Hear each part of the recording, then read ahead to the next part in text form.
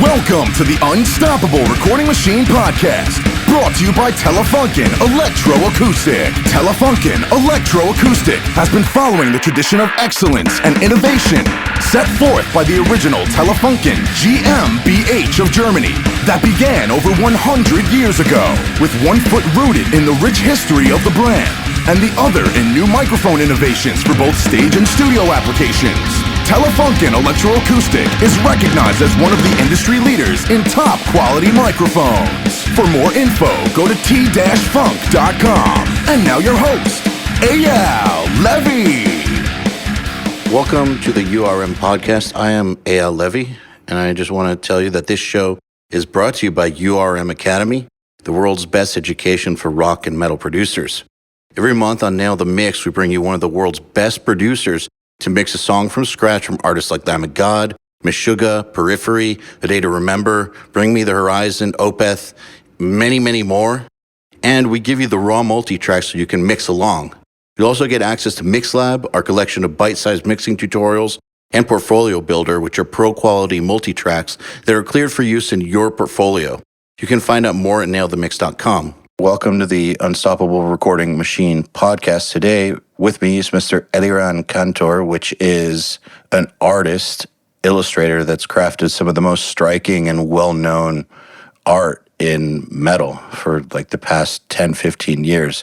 His work can be seen on albums by bands like Arcspire, Thy Art is Murder, I Star a Testament, Hatebreed, Guar, and I mean, I could basically spend this entire podcast talking about it. So instead of that, I'm just going to welcome you on. Hello, sir. How are you doing? Hey, man. Thanks for having me. I'm doing great. How about you? Doing great. I want to talk about what we were just talking about, because I know that scheduling this podcast has been a bit of a nightmare. You said that Josta actually flies to every location? I'm not sure if he flies to every location. I think he just bundles them together in like clusters. He just flies to one location and meets a few of his guys that he knows that live around this area.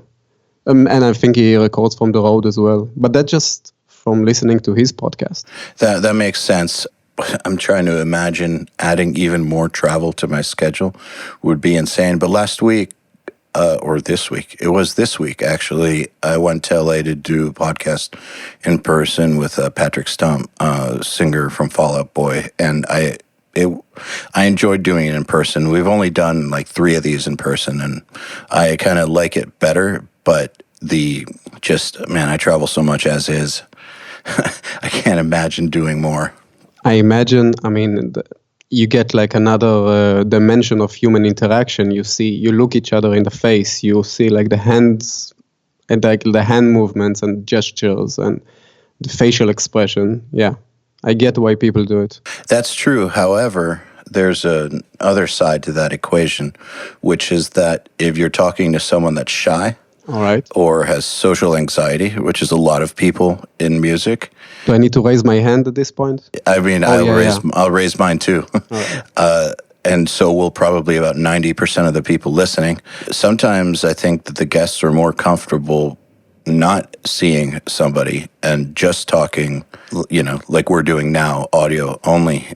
They don't get as anxious. You should like break the ice by, making a weird, awkward entrance. When you meet them, just slip on something and fall down. That's a great idea. I'll do that. And you'll get better with it. With each and every time you'll do it. I'll start practicing now so that by the time we're like 50 in, I can reduce the amount of broken bones. I just did the same thing with an awkward joke. It's the same thing. So keep practicing. Yeah, this is my version of sleeping on a banana peel. Just make a lame dad joke, yeah. The more you do it, the better it gets. Oh, for sure. Yeah, speaking of something that you get better at as you go along, so watch this segue. How long have you been an artist? Nice. How long? Sounds skillful.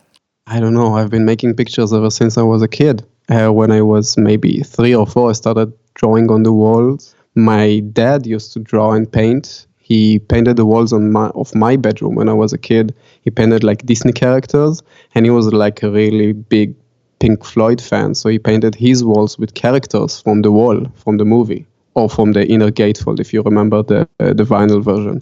And I just kept on making pictures. When I was in elementary school, I used to paint with pencils a lot. Then afterwards, I enrolled when I was like 10, I think. I enrolled into like a bi-weekly junior art classes where I was taught the very basics of like perspective and using different mediums and such.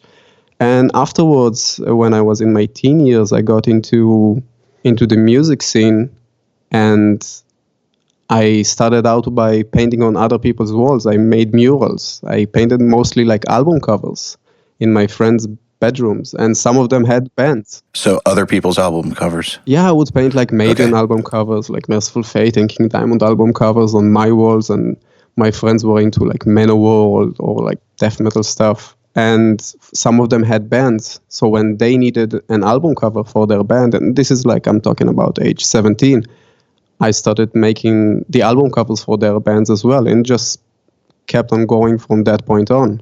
It was never like set up to be a career or something. The next day came and I had another job waiting for me. So I just moved on from that point. And here I am, like, how much? Like 18 years later. I was actually, when I was 17, I thought I was going to be in music production. I thought I would be an engineer. I actually like bought a very small setup and recorded like a demo for my friends' bands. I can't remember. I used some software that I kept on going with like the 30-day trial, and I got this amplifier simulator. I don't know if you know it, J Station by Johnson. Oh yeah, it was like before the pod even. I remember those. I recorded one demo for my friend's band, which was like a crazy band. They sounded like a mixture of like pop punk, but I'm talking like Blink-182 and technical death metal. So they had like crazy drumming in the background, sounded like the drummer is playing a totally different song, and they had like solo breaks which sounded like Alan Allsworth, and I totally butchered the demo sound-wise, but we were all 17. So I guess a bunch of bands didn't start showing up at your door kind of like they did. No, the 30-day trial on my program was done, and that's it. That was that. I was never so good at that. No, seriously. And I would get like, I could see that moving on, I would get like ear fatigue. Plus, I'm not very musical. I've got like hard time keeping time and being with the right pitch and everything. So I was always into music. I was always into records, and I was so interested in bands' biographies, and I was a real music nerd more than I've ever been an art nerd, but I was just not very good at it. So when you say that the bands all just started showing up, did you ever do any advertising at all, or has it literally all been word of mouth for the past 18 years? It was, in the beginning, it was a combination of word of mouth and soliciting. I would just email everybody. I would email managers, I would email labels, I would email bands. I would send messages on MySpace back then as well. So yeah, that was the only thing I've ever done. I don't think I've ever advertised. And how many people would get back to you when you were basically carpet bombing them with emails and messages? I think 1 out of maybe like 50. So that was rough. And you had to deal with a lot of like rejection, basically. So even those who write you back, it's like a slim chance that they'll move on to working with you. Because back then, my portfolio was basically nothing. I had some of my wall paintings that I did on my friends' walls and a couple of records that I did, and that was basically it. Did anything big come out of that? Or did most of it come from the ones that you knew in person or were friends with other bands and then told their friends to go with you? Basically, the big change in my career was when I started working with Testament, and that was a result of me emailing Maria Ferrero, who used to manage Lamb of God. You probably know her from her PR company, Adrenaline. Yeah, I know her. I emailed her about doing artwork for Lamb of God, and she also managed Testament back then. So she got me in touch with Eric, and that's what started our collaboration. So I guess it does work sometimes. It does work, but it's a fluke. I mean, but it's totally worth it. When I'm thinking about all those countless emails that I've sent back then, I mean, yeah, God knows where I would have been if I didn't do the Testament album and the other 3 that we've done together since. Well, how many years of sending emails relentlessly and doing local bands covers, like how many years of that went by before the Testament thing happened? I can't remember. I guess around 3 or 4 at this point. But I was doing other stuff simultaneously because I was, in the beginning, I started it when I was 17. And then at 18, I was living in Israel. So you get drafted at 18 and then you go to the army for 3 years. I used to do like website design as well for bands back then. And afterwards, I got a job working for an advertising company. And I would be like the youngest art director they had. I would direct like the national campaigns for stuff like Toys R Us and Pizza Hut. And then I would come back at home late at night at like 10 and work on metal album covers. And after a year, I quit in order to focus on those metal album covers. Were you making enough money from the metal album covers to reasonably quit? No. When I quit, I basically had to take that risk that I'm gonna make about like 4 times less than in my job in the advertising world. But that was great because I just took out a new lease for a year in like this new apartment, and I had to make it work because now I've got rent coming at the end of the month and I've got no safety net. So I have to make it work. And this is how I started.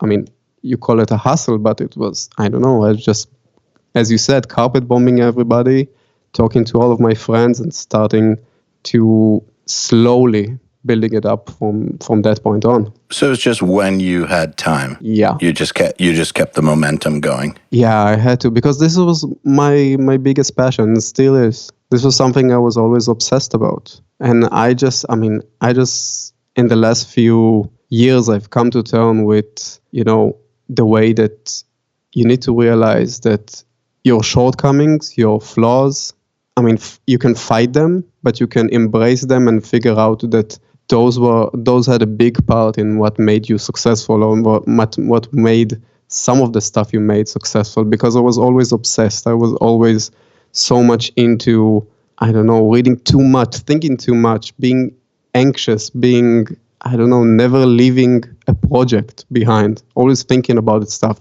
And it made me, not a fun guy to be around. I would not listen to anybody. I would just be nervous and anxious all the time. But it made it so that when I was working on things, it translated into attention to details. It was translated into becoming this, I'm basically a library of every album cover I've ever seen. And when I'm thinking about a concept for an album cover, I have this like very great filter because I remember each and every time I saw a concept on another record. So this is how I come up with original stuff that I know I haven't seen in any other place. What you're saying right now, I think, is exactly the same if you want to get great at an instrument or great at mixing or even start a company like URM. People ask me all the time how to do any of those, and I really think that the number one thing is that you have to be super obsessed with it to the point of, kind of fucking up other parts of your life. It's kind of impossible to really be as obsessed as you need to be to push something forward and be a totally balanced person. For sure. I've never met anyone who is. There's this weird myth that's, you see it on social media a lot, and you see a lot of self-help books about it, about balance and, oh yeah, all that. It's all bullshit. And you know what? If you get good at your craft, it fixes everything else. That's true. If you get so good at your craft, you don't need to worry about the growth of your Instagram account or not being good at networking or being a punisher. What's a punisher? I've met a guy in like a party a few months ago. He shared with me tons of stuff about his personal life. He asked me a lot of questions. He wanted to spend a lot of time with me. He wanted to do something together in the future, also known as the Let's Collab, bro. How's that collab coming along? It'll be somewhere in the future. But the thing is, he was a musician that I really admired. So all of these attributes sound like a classic Punisher.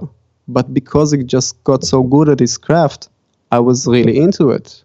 And I wanted to hear what he has to say about his personal life. And I was enjoying this conversation about getting so many questions and spending so much time together. So yeah, it'll fix everything else that you would spend so much time thinking how to become better at marketing, better at networking, better at growing your Instagram account. Just get better at your craft. And it will be worth it at the end, because if your main passion is your craft, be it artwork or music or whatever, and all the other stuff you do only to supplement your career, then you'll reap like great benefits out of focusing on what you really care about and getting everything else done automatically from that point. I have a very similar story. Back when I was in my band, me and the other guitar player went on somebody's bus. Mm-hmm.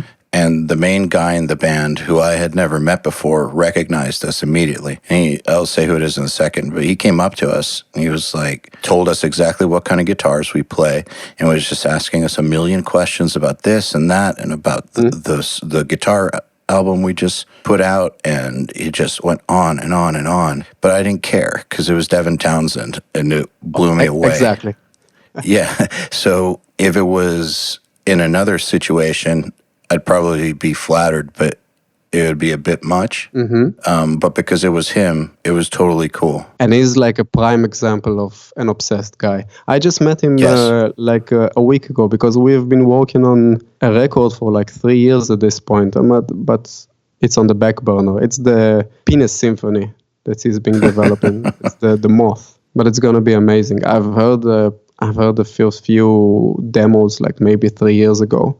But that's Devin. It's going to do it when he feels like it. But he's amazing. I was always a major fan of his. And when he wrote me, it was so flattering to just get an email from this guy. Yeah, that he even knows you exist. It was cool. Yeah, he was introducing himself. It was like, I'm Devin. I released a few records, few Inside Out, blah, blah, blah. And I was like, oh yeah, I'm a huge fan. I've been to a few of your concerts. I own a lot of your albums. Yeah, let's do it. And it's going to be an amazing record. It's going to be, I don't know, it sounds like a combination of Godflesh and Stravinsky. I actually am looking forward to hearing that. Does it ever has it stopped being weird to you to get to work with that level of musical artist? Or does it still kind of blow your mind? I think it is. I think when the music is good, then it still blows my mind, yeah. I mean, some of my records that I still to this day talk about it. When people ask me which records have you been in, I lean towards saying the stuff that maybe it's not like my best artwork, but that's like the music I like best. And I bring up the album I did with Anacrusis, which is one of my favorite bands. I bring up the albums I did with Psy and the album I did with Atheist. Were you on that Atheist album as well? No, I was not. Because I remember we did a few albums together. Yeah, but not that one. I know why you would think I was, but I was not. I was involved with the people who were on that one. Oh, okay. Because I think what we did together was Dark Sermon and That's right. Ender's Game. Ender's Game. I wonder if they're still together. I have no idea. I'm just saying, because they were a band in Atlanta that had already been together for like 10 years when my band was first getting together. Mm-hmm. And they outlasted us by a long, long shot.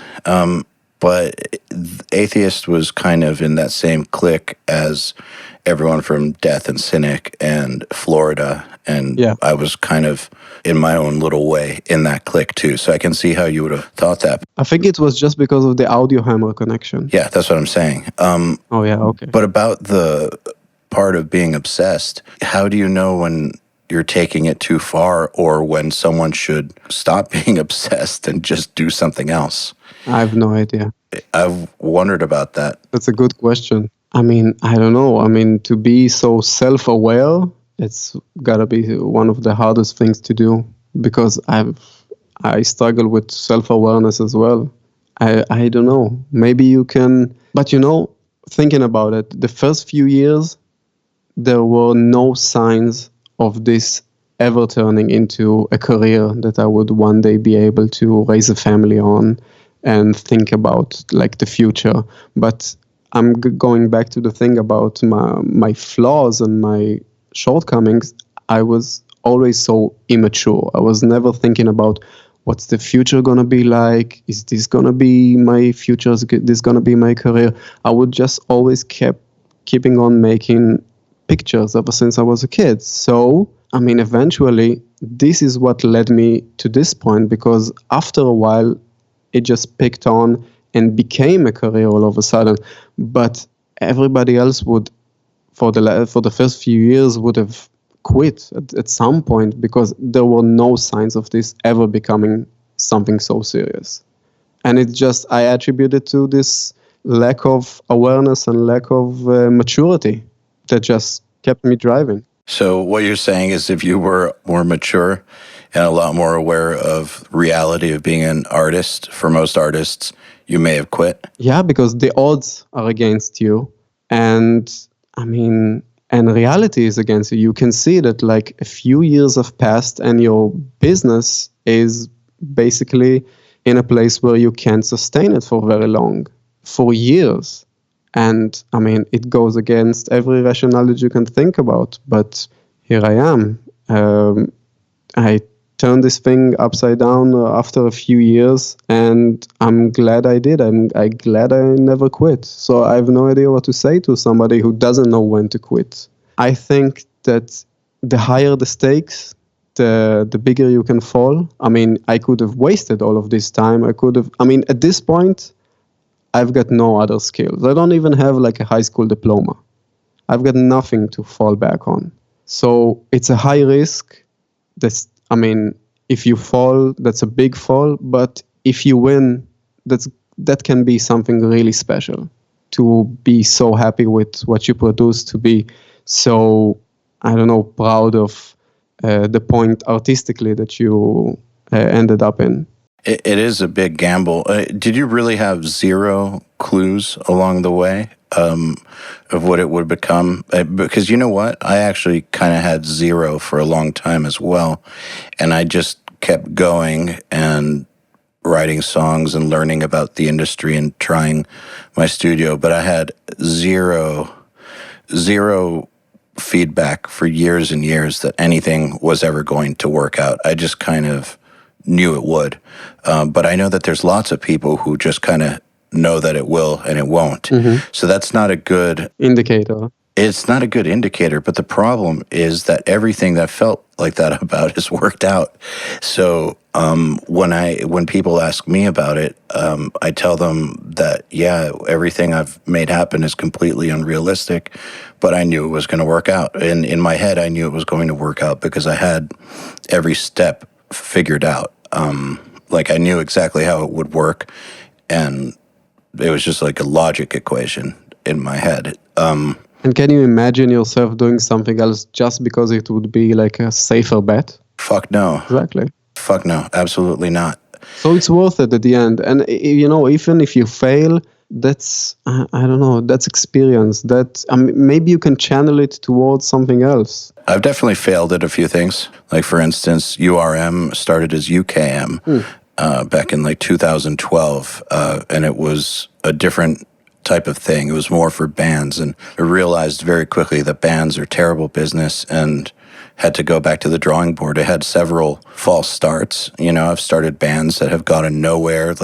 I've been fired off of a few records here and there. Everybody does at some point. But what I'm saying is there's shit that falls apart or shit that doesn't work. I think that's true of everybody. But the one thing is that in any of those situations, I couldn't see how it was really going to work out. Every time that it's worked out, I have actually been able to see it. But I have never had a plan B. And I almost feel like if you worry too much about having a plan B, you're not going to put in enough work to plan A to make plan A happen. Yeah, I think it's the same as without a safety net. It's like you have to, it's like fight or flight. There's no other option. I think that contributed a lot to creating a situation where I was unable to just switch gears and do something else. I was unable to give up and live like a more comfortable life, doing something that would be maybe more comfortable, but not as rewarding, not as challenging, etc. Well, you would have had to finish high school, right? And like kind of go do a bunch of things just to be able to kind of catch up to the normal world. Yeah. That sounds terrible. That sounds terrifying. Yeah. Because I remember now that I think about it, in the first few years, I would hear some stuff from my family going, and are you going to finish this high school diploma? Because they were worried about me. Well, understandably so. No, it makes perfect sense. But I don't know, it just fizzed out over the years. And now it's like a comforting thing to think about, that I managed to put this behind me. But, you know, fear and anxiety is still a driving force, because it can might as well end tomorrow. Every new day, the fear and anxiety are there, because even when I leave a piece, when I'm working on artwork, what are the chances that everything on this piece is perfect? Because there are like a million trillion ways of having the composition and the details on it. What are the odds that what I did right now is like the best outcome it could be? So when I step away from a piece of art, when I send it to the band, when it gets produced, the anxiety and fear is there as well. Because you never know when something is done. It's hard to let stuff go. Does it ever go away? I'm not sure, because have you been listening to your old stuff? Absolutely not. I won't. Try it. No, hell no. I've already tried it. Every once in a while, I look at like older stuff, and there's this thing in you that just wants you to pick it up and redo it in order to get it right, because you're older, you're wiser, you're better technically, and you have to let it go at some point, because otherwise I would be just... Have you seen that Mythbusters episode where they are polishing a turd? No, I haven't. It turns out that you can polish a turd. It shines. But it's still a turd. But it shines. It's very shiny and pretty to look at. And at the end of the day, this is what I do. You can't smell my stuff, but it can be shiny and pretty. If the rest of the world is happy with it, that's not enough? I have no idea, because I never think... I mean, it's nice to get compliments. It's nice to be appreciated, but I don't know, I'm not the most introspective guy. I don't think about why I do it and what does feedback mean to me. I just get these stories and ideas in my head, and I want to get them out. In some way, I'm happy that I don't have like a deeper connection with my feelings when it comes to art, because I'm so emotionally invested as it is. If I would get so existential about it and so introspective about it, I would just lose my mind and get even more obsessed about it. Can you follow what I'm saying? Yeah, absolutely. And besides, let art teachers get obsessed with that part for you. Oh, yeah. So how long does it normally take you, say, from the moment a band like Testament contacts you until there's something finished? With a band like Testament, we usually start very early in advance. I mean, when we did like Dark Roots of Earth, we even had the artwork before the music was written. I mean, they had like a few riffs and a few paragraphs of maybe one song, I think, but they had the artwork already finished, and they ended up like printing the album cover and hanging it up at the rehearsal room and thinking about what music would fit this album cover. So this was like a huge compliment, but they're an anomaly. This is not the way we usually do things. What's usual? Oh, I think what is usual is that we have to wait a few months because of like prior booked projects. And then when we start talking about concepts, and when I start to make like rough drafts, it can range from a couple of weeks to more than a month. We usually start out with a raw black and white sketch that I do as quickly as possible just to get the composition down. I mean, I just draw a thumbnail. And once that gets green lighted, I move on to setting up the color scheme, and then when that gets green lighted, I move on to details. So it's like basically those are the three main stages. And you said kind of around a month-ish. I mean, sometimes you've got more than it in order to get things right. I mean, when you have the luxury of working for more than a month, because as I said, with Testament, we started out so early that we had tons of time to go over the details, change a few stuff. I have no idea how many months it took, but that's only because we had the time. They kept on getting tour offers and went out on tour, came back, recorded some more, went out on tour, recorded some more. So we ended up having these extra months to work on it. But that's not the usual way we do it. So in audio, revisions mean that everybody knows that you can change almost everything. And so sometimes revisions can be very, very long and very, very tedious, but I don't understand how that could possibly work with paintings. So what do you do if, what you're sending isn't exactly what they were looking for? You have very long talks in the beginning. Setting up expectations is very important because you need to make sure that you're all set up from the get-go and start off building stuff gradually with, as I said, do a thumbnail first, do a raw sketch first, and move on to details only at the very last stage. Can you tell me a little bit about what kinds of questions you ask them in these long conversations? Usually we go over the lyrics. We go over if they contacted me. I usually ask them, what are the stuff on my portfolio that you liked that made you write me? And so I can sense ballpark wise, their taste in visual art. We just have a normal conversation, usually about what led them to record this album. Where were they mentally, in which state? Is this album about anger and frustration? Is this album about whatever? What was the driving force? Usually you talk about the lyrical content because that way it's easier for them to explain it in words. But listening to the pre-production samples and demos is very important to me because you can see colors in sound, I think. And if you match it in the right way, then it can be something that will stand the test of time. To this day, Ride the Lightning sounds blue to me and Master of Puppets sounds brown. Interesting. Doesn't it? Yeah, it actually does when I think about it. And Black Album sounds black, strangely enough. Do you ever encounter a scenario, because I know producers encounter this, mixers encounter this, where somebody asks you to do something in the style of somebody else? So they tell you all these album covers they love, and they want it to be like, this meets this or something, or, like H.R. Geiger meets, I don't know, Picasso meets Morbid Angel, Altars of Madness cover or something. Yeah. Or, like a bunch of stuff that's not you, and they want stuff that's not your style. Mixers get this all the time when they'll play records from a bunch of bands that they love by one guy mix to another mixer, and they want him to mix it in that guy's style. It's like, well, why didn't you go to that guy instead? Do you ever encounter that situation?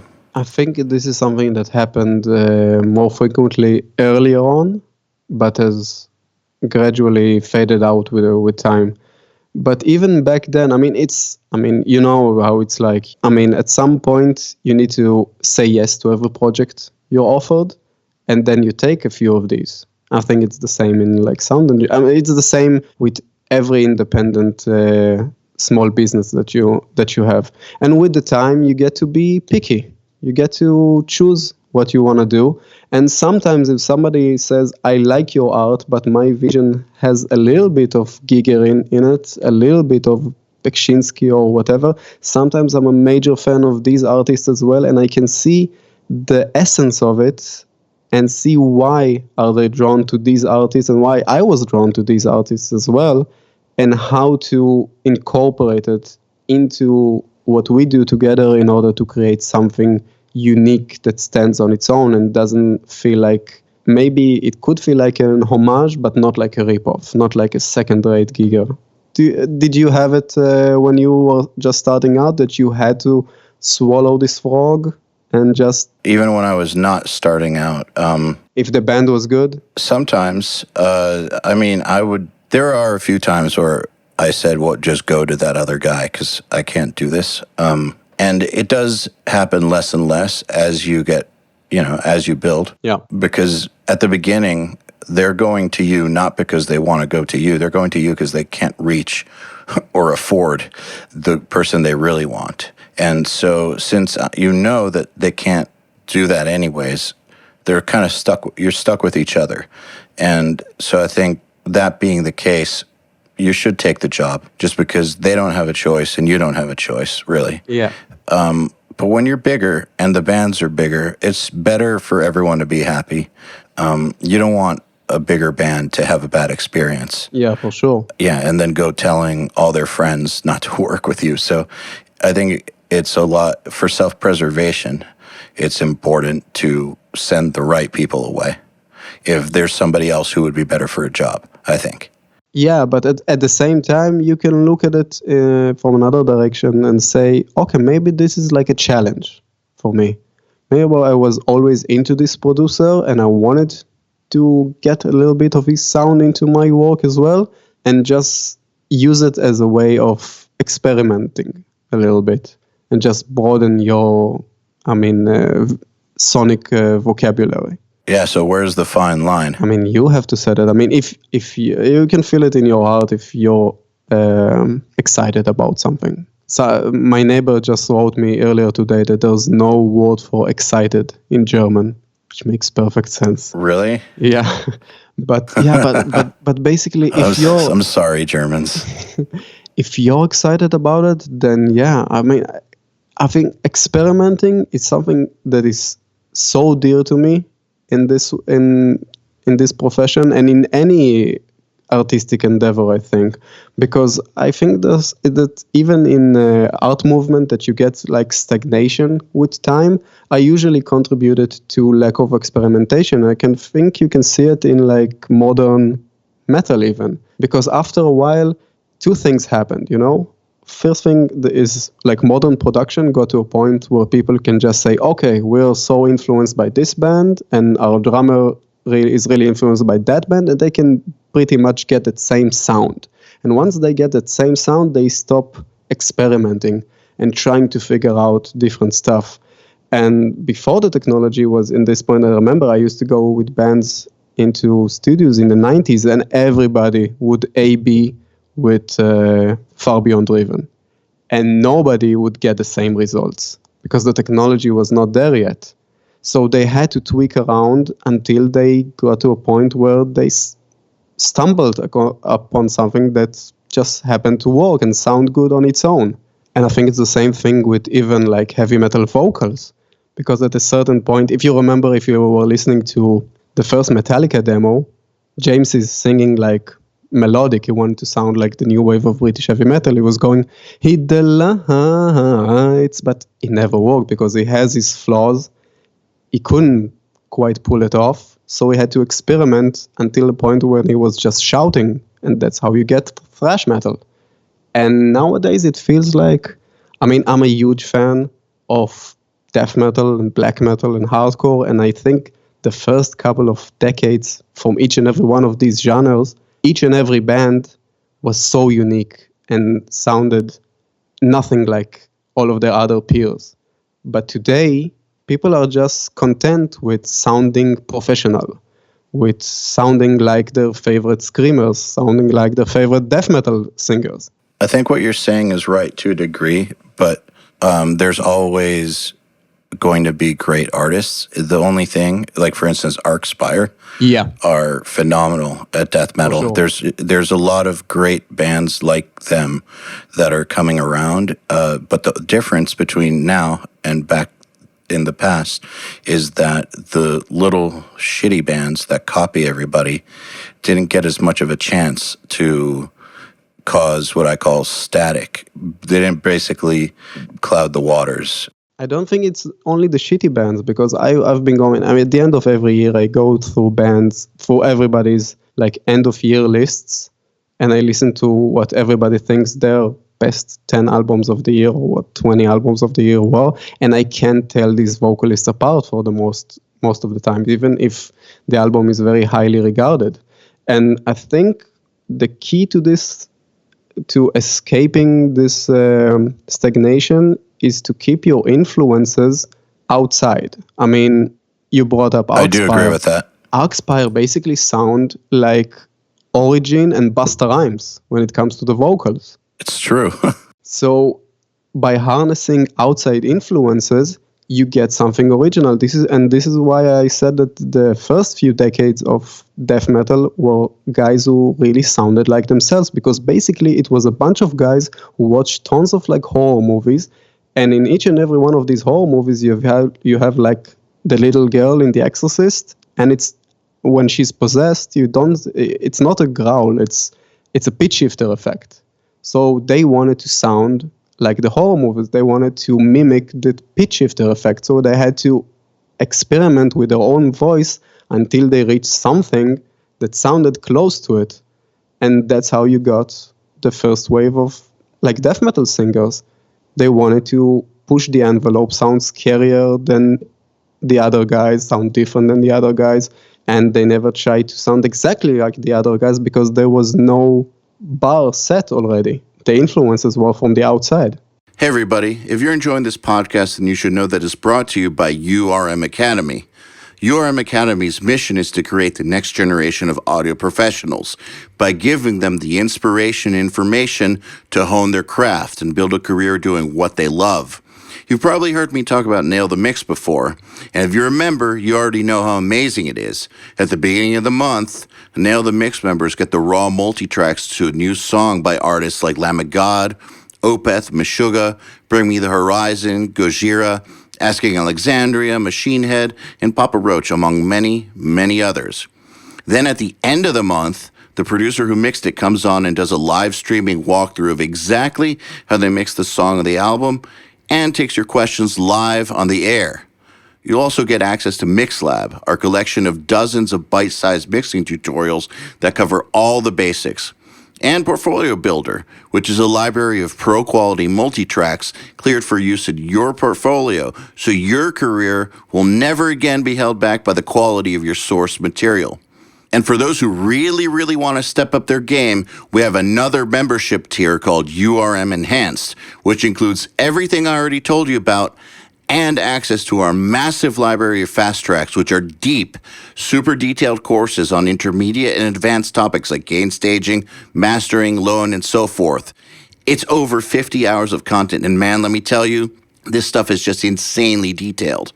Enhanced members also get access to one-on-one office hours, sessions with us, and Mix Rescue, which is where we open up one of your mixes on a live video stream, fix it up, and talk you through exactly what we're doing at every step.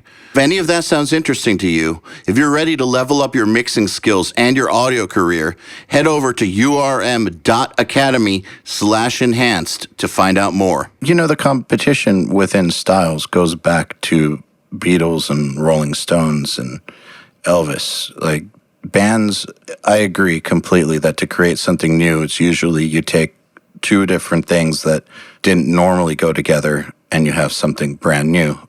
But this competition between bands to, outdo each other, will always be there and has always been there. No, the competition is great, but matching in the competition, just sounding, okay, I want to sound exactly like my favorite band. That's actually my point too, though, is that nowadays way more of these bands have a chance to even be heard.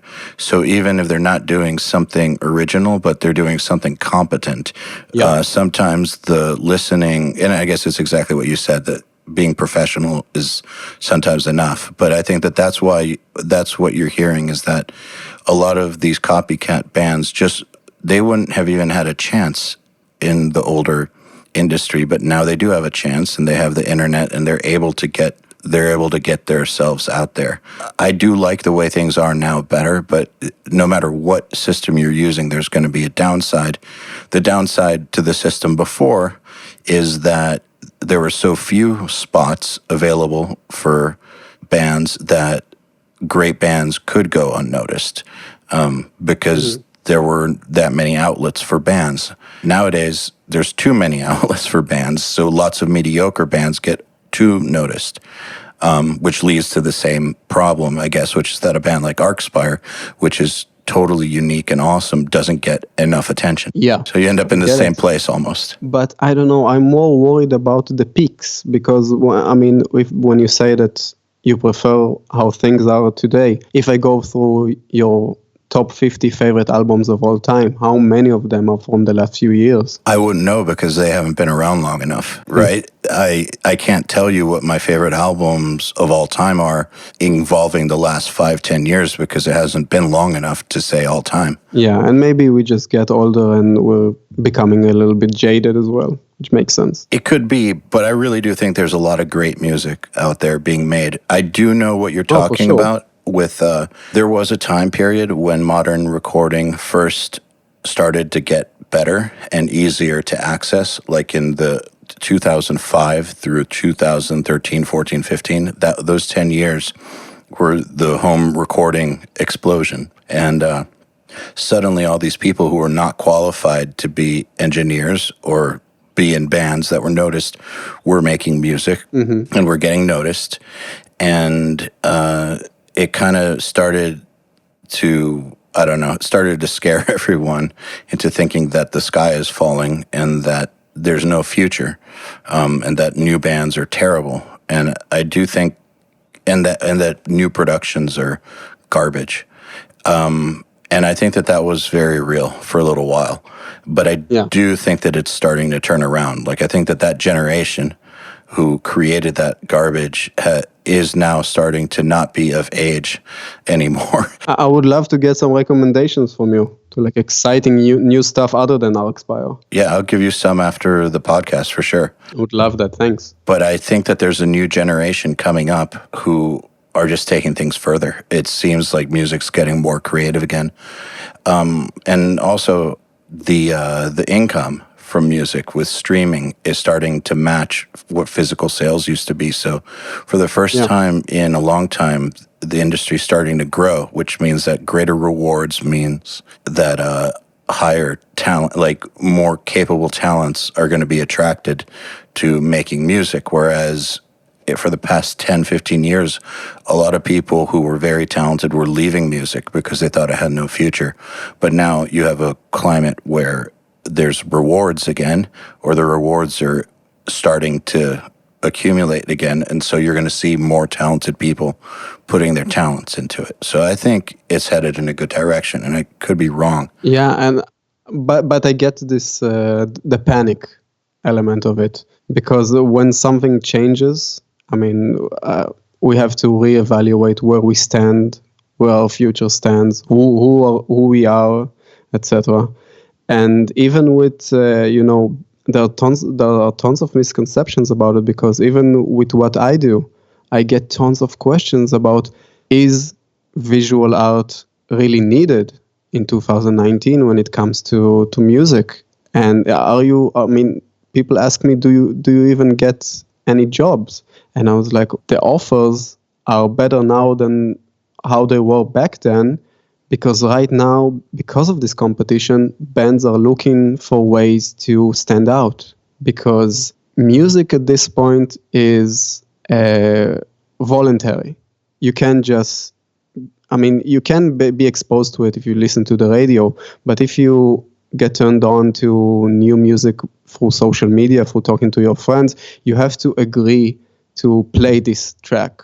If you're on Facebook and somebody shares their favorite song on YouTube, you have to make the decision to play it. But visual art is not voluntary at this point. You just get exposed to it. You go online and you see stuff. So this is people's opportunity to have something that will draw people in and make them listen to your music. And you're an actual artist as opposed to just a graphic designer. And I think that you probably, in what you do, you experience the same thing that we did in recording, which is that suddenly it became a lot cheaper to do things. And so, and photography, same thing in photography, became a lot easier to do mediocre work. And so I'm sure that at one point you started having to compete with people that kind of suck, who were not real artists. Same as with a bunch of recording engineers had to deal with this, photographers had to deal with this. But I think at the end of the day, you're winning because you are a real artist and you make your clients happy and they love your work. And that, you do that long enough and you will outlive shitty trends like horrible graphic design, for instance. I think the key to it is getting the balance between feeding your artistic desires and making other people happy is to pick the right projects. Because in the beginning, I was so into like the Pink Floyd aesthetics, and I would work with death metal bands, and I would try to force this one. I mean, when I was just starting out, first couple of years maybe, I would try to force this aesthetic on a project that doesn't fit, just because I was not really into this specific band. But after a while, when you get to work on stuff that you're really am excited about, when I was working with death metal bands that I was really into and not just local bands that I had to take because I needed the work, I would be just so immersed into it that I would not need to go to my like safe places when I would use the stuff that I'm used to, but actually be a part of a team, be a part of a collaboration, think about what will benefit this record. And this is how I came up with some of my favorite stuff for bands like Hate Eternal and Incantation. That's because I was aware of what I love about death metal aesthetics and how can I contribute to it and push it further. And same thing with Arcspire as well. So you bring up an interesting point about teamwork, and how important it is for you to be able to work at a team, and that's something that I think is important no matter what role you inhabit in this, whether you're a guy in a band or the manager or the producer. Everyone has to understand their place and their role in making everything work. And you very rarely can have people that just say, my way or the highway, go fuck yourself, everybody else. I mean, there's a lot of people who try to be that way, but in the end, in most successful situations, that doesn't work out. However, at the beginning of this podcast, we're talking all about being obsessed and so singularly mindedly focused. That sounded weird, but having such a singular focus, it's kind of hard to be a team player when you're that focused, because when you're that focused, you kind of need to have a very strong vision for what's right, and for where something should go. Unless you're so inspired and excited about the team's vision as well. So this is the same hack I was just telling you about, getting the right projects that your expectations meet their expectations, because you both actually look at it as a collaboration. You're both excited to be doing this thing together. And that just overrides, because I'm not naturally a team player. I'm not naturally a guy who plays well with others. But because I love this music, because I love the bands that I work with, I just come to it from a very healthy place, of a place where me and them share the same vision about what would benefit this record. I think that that's a great way to put it, a hack, because learning or being a team player is something you can totally learn how to do. It's not something like talent that either you have or you don't have. It's a skill that you can learn, and you kind of have to learn. And this is another thing that brings us back to what you said about all of this, like self-help, how to network, how to be better at self-confidence, how to be better at, all of those fake it till you make it YouTube instructors that you have right now, that they just look like, I don't know, a pale version of somebody who tries to act in a certain way. And at the end, if you listen to tons of them, it contradicts itself, because they basically all go for the fake it till you make it approach, but at the end they tell you, and you know what? People are really drawn to people who are genuine. So yeah, at the end, be in a genuine position. Work hard in order to get yourself to a place where you don't need to fake being excited about working in this team, because you really want to be there. You really want to work with these guys because you appreciate them. You appreciate the music. You appreciate their craft. And you're excited about doing it together. Well, I think fake it till you make it, there's a way to do it right and a way to do it wrong. And the way that you just said it is the way to do it wrong, which is to be fake about your excitement, lie to people about that, and totally. But the way that you can get away with it is, like, say that you are very excited about something and you know that you can kill it, but you may not have as much experience as they think they're looking for, and you're 100% sure that you can crush this project. Okay, I get it. But you just won't get that chance, though, because you don't have as much experience. You can fake that one till you make it. Tons of successful people have done that version of fake it till you make it. I have a few times. It works, and it's not a lack of being genuine. It's just the other person doesn't understand what you're going to bring to the table because they don't know you yet. And so you're actually doing them a favor by kind of stretching the truth, because you're going to do such a great job for them that they're going to be really, really happy that they took a chance on you. But they won't take a chance on you unless you say what they're wanting to hear, because your lack of experience or whatever it is could scare them. So, that's the way that I look at fake it till you make it. But that's what I mean when I tell people to do it. The way that you said it, I definitely think people should not do. And that is kind of being a bit of a punisher. And you see a lot of it. You see a lot of it. And especially at trade shows like NAMM, and it sucks. Nobody likes it. I can only imagine. I was never in a situation like that. But, I'm not knocking down people who are into marketing, who are into progressing professionally. Some people are really excited about getting better at being a professional. But if you're not, then I think it's a better usage of your time to just get so good at your craft that you'll end up in situations where you don't need to fake anything. Yeah, I guess the one thing, though, is if you have a job where you don't have to be next to the band at all day long, you can get away with being a little bit more of a weirdo. But say a recording engineer can't do that because they have to sit there with the band all day, every day. They have to. So if you don't feel like being social, you have to fake it. You can't. Actually, I just got off with Tom Lord Alge, and one thing that we were talking about was that as an intern, what's the biggest thing that an intern needs to learn how to do in order to not get fired? And he said it's shut your mouth. And it doesn't matter if your dog just died or, your girlfriend broke up with you. Every day is a good day. And you have to take that vibe with you to the studio. Whereas, if you're just the mixer, a lot of the times you're working by yourself. So if you're in a bad mood or don't feel like being around people or whatever, you can kind of shield other people from that.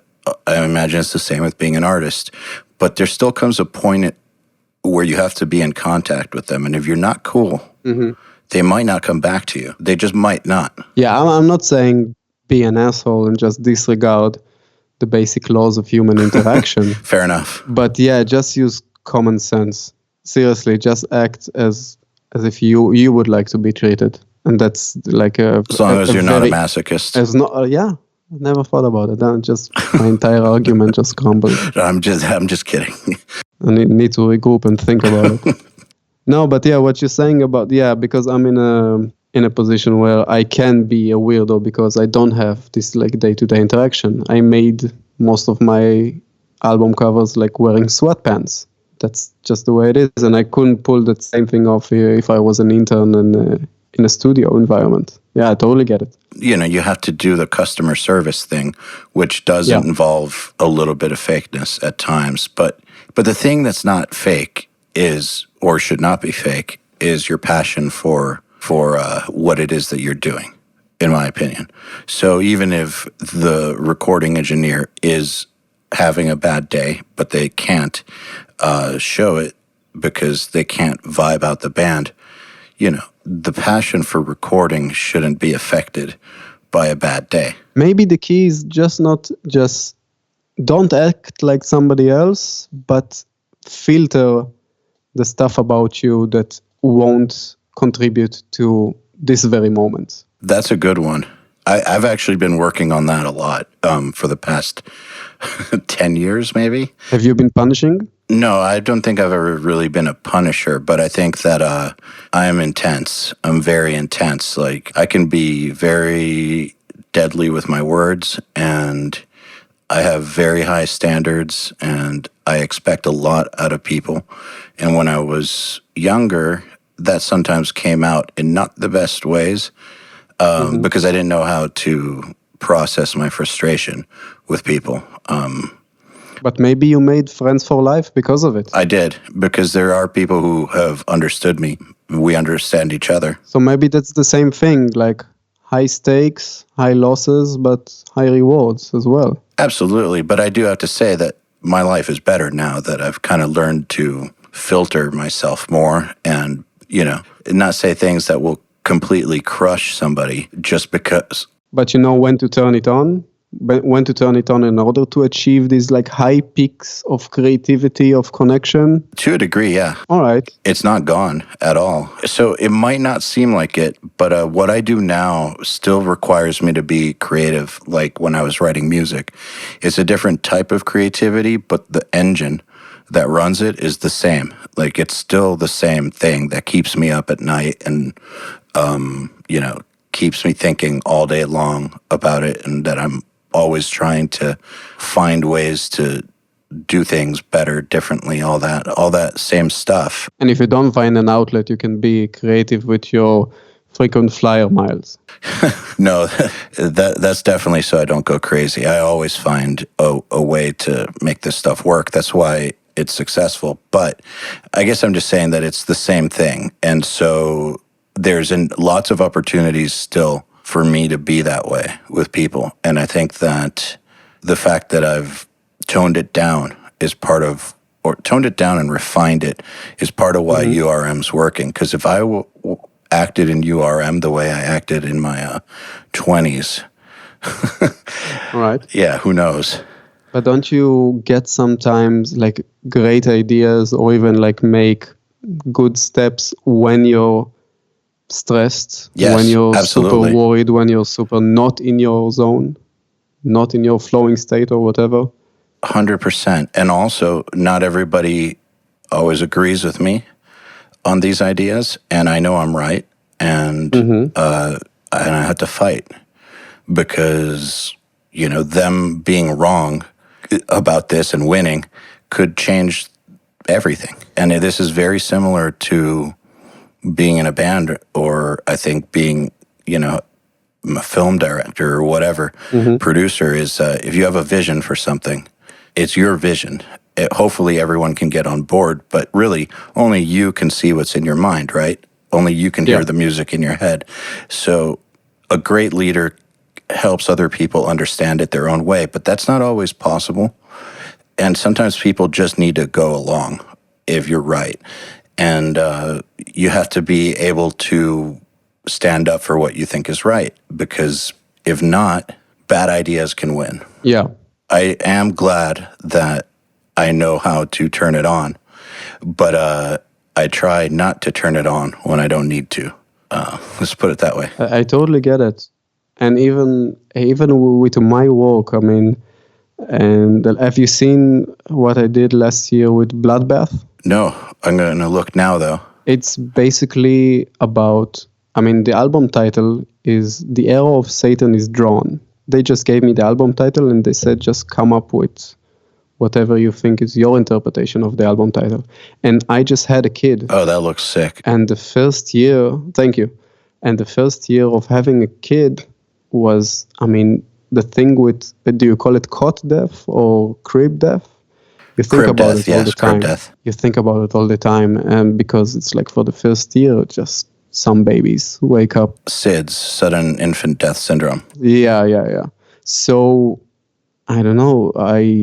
We bought all the equipment, the stuff that beeps when he stops breathing for a second, and we have like a baby monitor on him with a camera, and we hear him when he's sleeping and whatever. So that was in the back of my mind when I was. That's kind of creepy now that I see this cover. Yeah. And you're telling me that. Because that was my visual vocabulary at that point in time. And so when they came to me with this album title, I was like, okay, the arrow of Satan is drawn. I don't want to do like a direct interpretation, like a literal interpretation of album titles. Never. That never looks good. It always come out silly and cheesy. So I was like, okay, just Satan is waging a war, which is drawing the arrow, waging a war on the innocent or like the righteous. So I said, okay, he would just strike their firstborn when they're sleeping. And that was born out of a year of basically being anxious and worried. And I mean, fear was a big thing from the moment I woke up to the moment I managed to get to sleep. And I think that's a good way to channel all the negativity. That's one of the best ways, I think, to channel the negativity. I mean, what would you do if you didn't have that outlet? It would multiply itself, because I would be so unhappy with the stuff I would come up with creatively, but still be worried, at the same time. And this is like the album cover I'm most proud of the last year, because it was just, I don't know, it just looks different, and I felt I was excited about the idea from the moment I thought about it. When you came up with it, were you thinking directly, this is what I just went through or am going through, that's how it's linked, or the idea just came to you? It just came to me, and but this is like very bargain bin psychology, but it has to be because of the first year of being a dad, because of thinking about crib death for so much.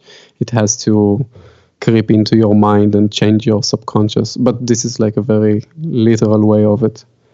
And I guess this is a good outlet to all the negative stuff. I mean, I did some stuff about insanity last year as well. The album I did with Psy, and another album cover I did for a band called Artisan. What are the names of the albums? The album from Artisan is called The Hangman. It's a single. I can't remember how I came up with it. It's not coming up because I guess there's so many things called The Hangman or Artisan. Yeah, Artisan with a Z. Oh, okay. So I was just, I can't remember, but I was probably thinking about death a lot during that time. But I never think too much about it. I never read too deeply into my own subconscious. I just look at it as stories. I just have these stories that pop into my head. And nothing fucked up about that one. Thanks. I just, most of the time, you take a shower and you think about something twisted and weird. And then I have to think about, have I seen it yet? Have I seen it on something else? And if I never ever seen it on an album cover or as a painting in any way, I just go out and flesh it out. And usually just sketch it out, and I will find the right project to pitch it for. I mean, usually bands write to me and they tell me about their lyrics, they tell me about the album title, and I usually go, okay, I had this idea in my head for a while. Let's try and fit this into what you are going for. Because usually if you're a band and you're looking for a visual artist, you're looking for somebody who will bring his own interpretation. Yeah, and I can confirm that's true. The guy that my band used to hire is named Jordan Haley. I love the stuff he did on your guitar. Oh, yeah, he's great. On the Iceman. Yeah, it was awesome. Have you seen his site, Bird of Prey? Yeah, I have. I think he does like jewelry as well, right? Yeah, lots of jewelry. I think he's great. And but it's true. Like the reason I worked with him was because I know that whatever idea I give, it's his interpretation is going to be something that he's definitely going to bring, no matter what I say. That interpretation's coming, and it's generally something I really, really like. I think that that's absolutely true.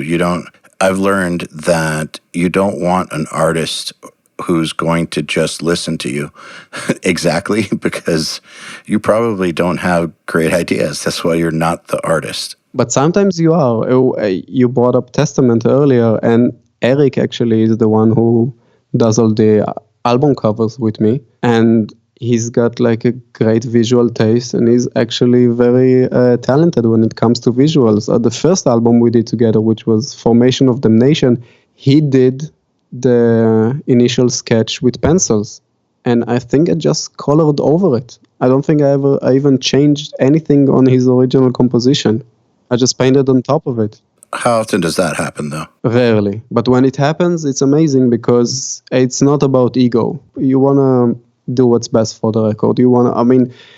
When you do it from this angle of being a huge fan of albums, when you do it from this angle of being a huge fan of music, you care more about the record than you care about putting your artistic stamp on it.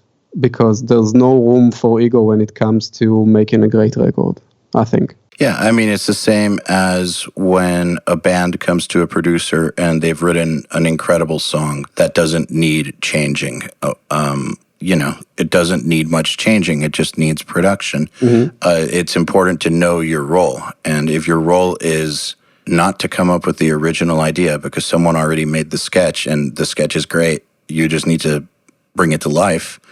I think it's very mature to understand that. But like you said, you also said about Testament earlier that whole situation is a rare one where you get to do stuff far in advance, and just sounds like Testament is kind of their own thing. But it's rewarding at the end, because this is like one of my most popular pieces, and I just see it in exhibitions. People come to me and they show me their tattoos of it, and this is amazing to see.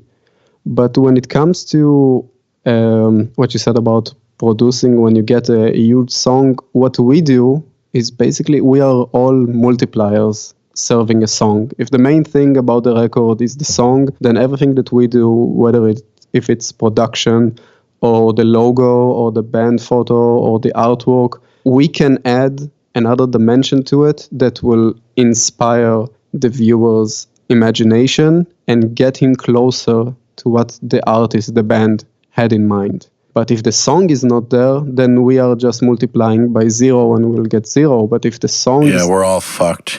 For sure. But sometimes the song is just so great. You talked about the Black Album, and the album cover didn't inspire anybody to tattoo it on themselves. But Enter Sandman is just so catchy that it didn't even matter. So when people ask me about the importance of artwork, I think it's the same as the importance of production or band photos. Nothing part of the song is mandatory, but everything could be potentially crucial.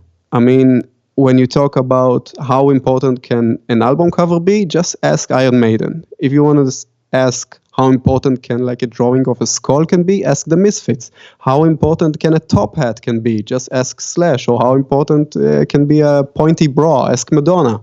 Anything can be a good multiplier when it comes to the song, but you need to have the song there that will connect with people. And then is where we step in.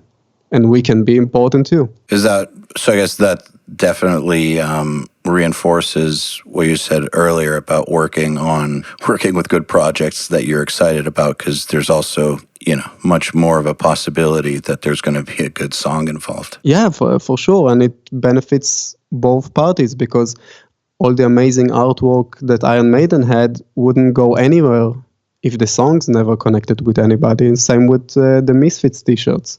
It has to be this rare occasion where everything else and the music work together. So speaking of, I guess that your role is to multiply. It's kind of like a force multiplier. I like thinking about it that way. Yeah, my grandmother was a math teacher. So I guess It's easier to me to visualize stuff in this way. Yeah, it makes sense.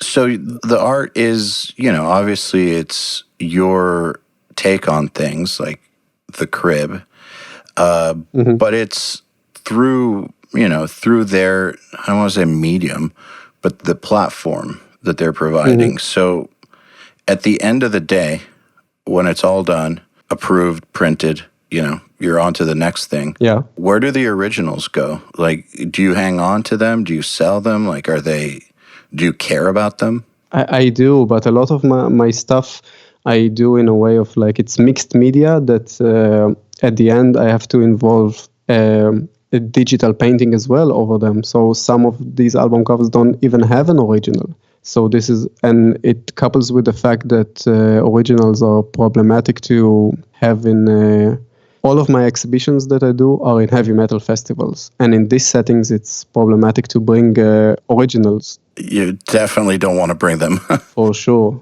You don't want to be in a situation it's like, oh, you spilled beer on it, you just bought it. With a print, it's better to have this conflict because it's not a one of a kind. But even with the prints, I make sure that everything is like exactly like it would be if it would be the original. And this is something kind of new when it comes to the world of music festivals, because we only started doing exhibitions over the last, I think, like 4 years or so. I've seen it pop up in many European festivals, but it's amazing to see how people react to it. It's amazing to see, the surprise people have on their faces when they see this album cover that they used to see only on their phone. They see it like all framed and hanged on the wall. And people just stand next to it and just stare at it for minutes. I've had that experience as well. I mean, when you see that, first of all, sometimes when you see the scale of these things, because you're used to seeing it, like thumbnail size or iPhone size, you're not used to seeing it large. It can be very, very impressive and very striking. But that's another thing that helped me get my work to become better, the whole phone thing, because if your composition looks good as a thumbnail, when you look at it over the phone, then it won't crumble when you look at it like from far away, when you don't get to see this piece of art not up close. And composition and basic structure are things that you need to step away a little bit from. So I actually been using the phone in order to get my compositions to be better. I think it would be the same thing as in audio listening on consumer speakers at some point, just to make sure that everything's okay in the consumer realm. I think it's a similar sort of thing. Yeah, for sure, because it's all basically for waveforms and visual forms. It's all it's the same thing.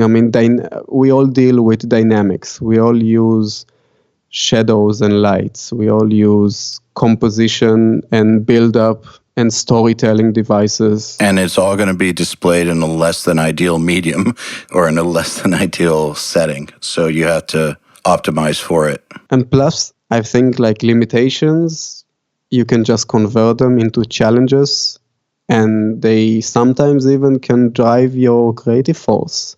Because sometimes it's like option paralysis. When you have a lot of time, when you have free hand to do whatever you want, where there are no limitations, it's hard to get started even. So do you know that Calvin and Hobbes strip? Yeah, of course. Where Calvin says creating art should be in only this like one specific state of creativity, and Hobbes asks him, what kind of state is it? And he's like, last minute panic. There's a little bit of truth, but a lot of untruth to that. Oh, well, for sure. Yeah. Some projects are for sure ended up being horrible because they were rushed. But some people just need the right incentive to get things done. I think we're at a good place to end it, but I want to ask you this one last thing. Sure. Because you brought it up. So yeah, I totally agree with you. Working in a state of last-minute panic is a bad idea, and it's a quick recipe for ruining things. and the hardest thing to do sometimes is just get started. How do you get yourself started when you're not feeling inspired or excited that day? Because you could be excited about a project, but just not feeling into it that particular day. And how do you get yourself there? What helps me specifically is that I just step away from even like pencil and paper when I'm thinking about the initial concept. If you look at me from the side when I come up with these initial concepts, you will see me just, walking the dog, going around in my apartment in circles like an insane person, thinking about the concept. And I think this helps me be in a situation where I need to figure it out in order to sit down and do the actual work, starting to draw, starting to paint. And I think this method is very much beneficial to keeping a balance between your work and the conceptualizing stage. I totally agree with you. It's funny to me that sometimes people say just power through it. Sometimes that's not the way to that's not the way to turn the light bulb on. Sometimes you turn the light bulb on by getting some distance. No, in my situation, you just don't even start. You just go around your apartment in circles thinking about stuff. And the thing is, it works like a spring, because at the point where you get this idea, you're just so excited about sitting down and do it that it acts as like fire under your belly. So basically what you're saying is you know how to get the engine going when it doesn't want to go. Yeah, because physically you just want to sit down, you just want to get started on the work. You're so excited about leaving this stage and moving on to the next, and then you're just physically happy about changing this state, like physical state. You're happy to go on and start working on your idea. And it's rewarding as well. You feel like, okay, I'm done. It's like marking a V next to a step, next to a stage. So when you're not feeling into it, you don't just sit down and do it. What you do is I never sketch. Yeah, you get yourself into it. Yeah, I never sit down with like a piece of paper and just scribble away. And this connects a little bit with what I said earlier about getting good at your craft. I'm not even talking about practicing. I'm talking about like experimenting, because I never practice. Because I know that if I would just sit all day and draw skulls, in order to get so good at it that when the album cover comes that I need to paint a skull, it will be so perfect. I will do it out of like a memory muscle, and it will lack the excitement and that initial spark of experimentation about it. So basically a lot of the stuff I do, when I do it for the first time, because I never practice it. And it's kind of problematic because you have to learn it as you go along. So you ended up redoing a lot of stuff. But when you come up with something that sticks, it's already on the canvas. It's already there. And you're so excited about it because it's like bands that have this like sound about them, this energy about them in their demo, but then they never carry it out to the first album. There's something about this initial raw primal spark of doing something for the first time, being in a territory where it's uncharted for you, in a place where you're not in your comfort zone. It opens up a door for happy accidents, and that's how you cheat in getting something original. That's another hack. That's a good one. That's a very, very good one. I like it. You don't play, you just get right to it. And if you're not ready to get right to it, you get yourself ready. You play while the project is on. It's like you play when the stakes are high, and it puts the pressure on you, and you can convert it into excitement. Well, that's awesome. And let's end it at that. It's been great talking to you. Fantastic. Thank you so much for coming. With you as well, man. Thanks for having me. I'm glad we finally did it. Glad to. This episode of the Unstoppable Recording Machine Podcast has been brought to you by Telefunken Electroacoustic. Telefunken Electroacoustic has been following the tradition of excellence and innovation set forth by the original Telefunken GmbH of Germany that began over 100 years ago, with one foot rooted in the rich history of the brand, and the other in new microphone innovations for both stage and studio applications. Telefunken Electroacoustic is recognized as one of the industry leaders in top quality microphones. For more info, go to t-funk.com. If you like the Unstoppable Recording Machine Podcast, make sure you leave us a review, subscribe, and send us a message if you want to get in touch.